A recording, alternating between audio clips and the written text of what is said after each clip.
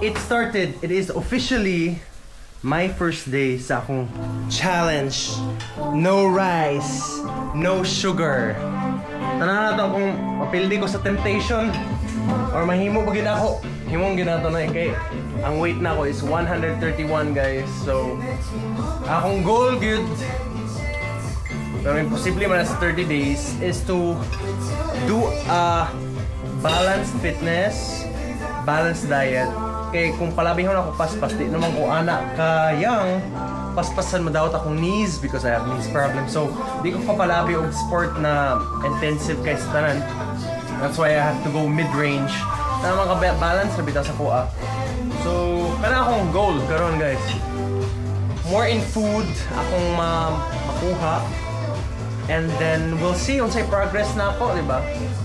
Unsay mga suffers na to. Okay, I heard there's a lot of sufferings to come and I'm experienced on those sufferings na na-feel ko. So hand crossed guys. Kaya ginataw na. Lapit na supportive bitaw sila. Ba? Supportive magano? Supportive magano? Te ba? Te. Supportive magano? Oh.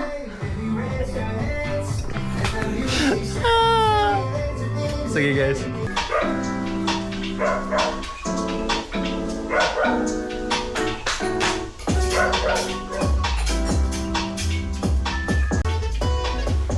Sige guys. Sayo sa tag casual. Tara.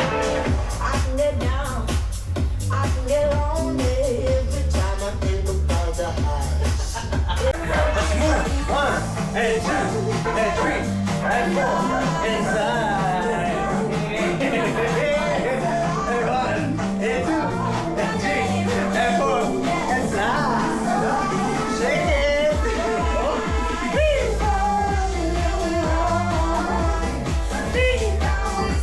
Sayaw na, sayaw.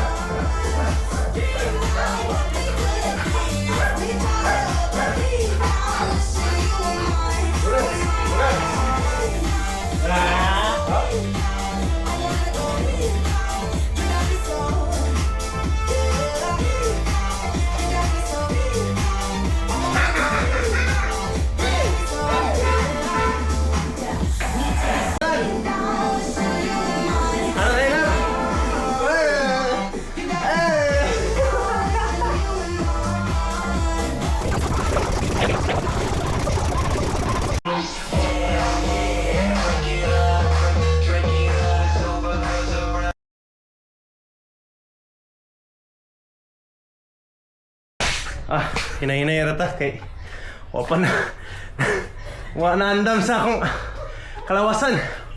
Anagids guys, hinay-hinayan gid kong kapoy na kay mo. Hinay-hinay sa ta kay first weeks.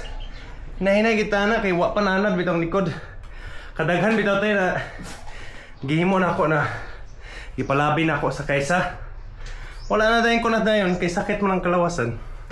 So importante gid pirmi is hinay. Hinay. Hey! Hinay, basta kanunay. Exactly. So, ako na notice guys is sa overtime na gi-challenge na akong self. Okay, we have to learn from our mistakes, diba? And na-notice lang din ako is every time kung magpaningwang gig ko, magpalabi gig ko. And paspas ko mabalik sa yo-yo effect bitaw. And that's what we want to prevent in this time.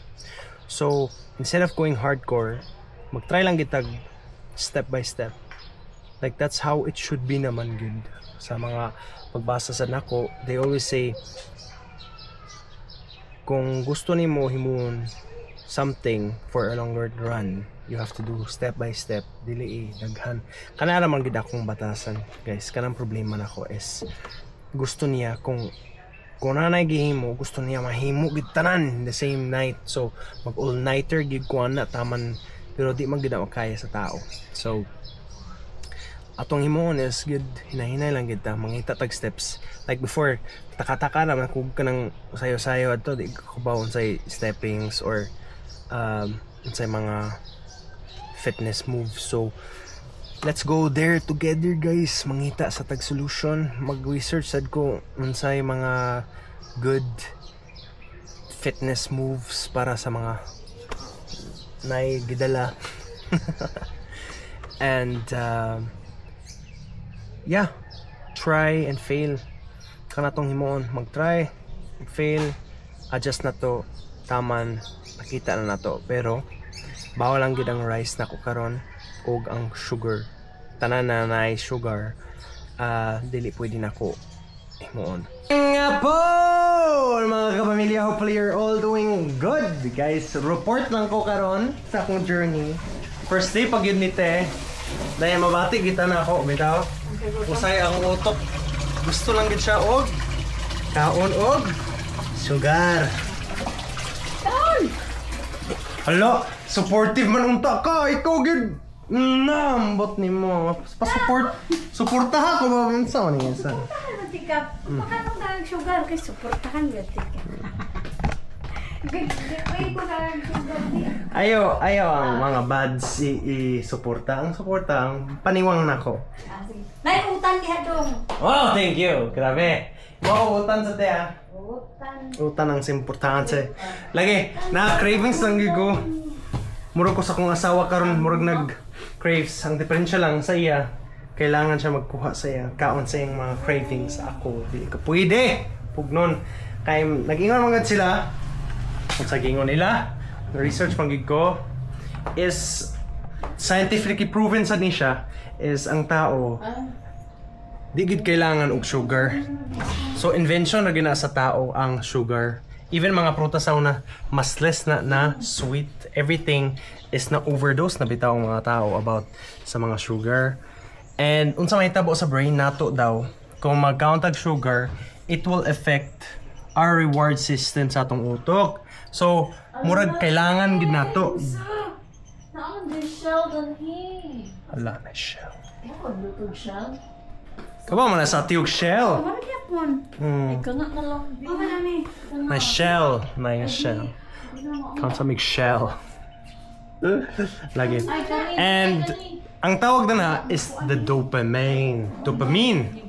So, ang dopamine, that thing will trigger kung mag-count tag sugar.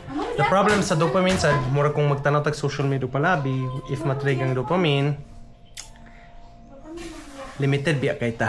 We're limited and wala di kanang limit sa atong dopamine.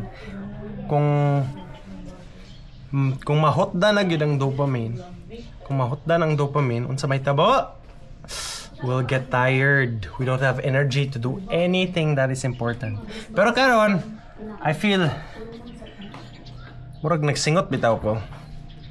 Cravings lang gid kayo and ana gina daw siya sa mga addict bitaw na something na ay atong withdrawal or unsa tawag na nakalimot ko. Ibutang na sa subscribe. Ibutang na sa comment section kung kabaw mo unsa akong gipasabot. It's a withdrawal feeling or something na feeling nimo kailangan bitaw murag kung naay mga addiction about sigarilyo kanang kung mag-start kag hunong bitaw sa sigarilyo, your body is wanting to get that sigarilyo kana man gid. That is how our body works. Na-addict na man gid ta sa sugar. So kung kailangan himoon is going against my addictions, di ba? Lagi. First day pagkikinig guys, ba? And ganina murag ay pero uwa pa man. Kahit blaro naman ako na type ng tao, so yeah. Woo! I have to tell you, difficult kay siya ba? No joke. Di na ako gusto mapalabi bitaw pero it's so difficult. Nag-try lang yun ko. Dako yun ang cravings. Ang utok bitaw. Naguna-una nagani sad na ngayon ko. Ang utok nag-tend na siya o magbalik sa akong mga addiction sa una. So before, addict mo ko sa karilyo. So sa pila ka years na 6 years or something like that na nagunong ako sa karilyo. Pero kanan pag yun, kay gikuha na bitaw na akong sugar, murag siya na ang effect nila is kanang prone akong utok mag-kick sa ako na mag-ingon, hoy, be a bad boy. Ano bitaw? Lisod kayo guys. Akong cravings, walay sugar sad. Nagkaroon ng gugug apple. At least, naman sa ni sugar, di ba? Pero, dili processed na sugar, so kanina lang akong kaunan.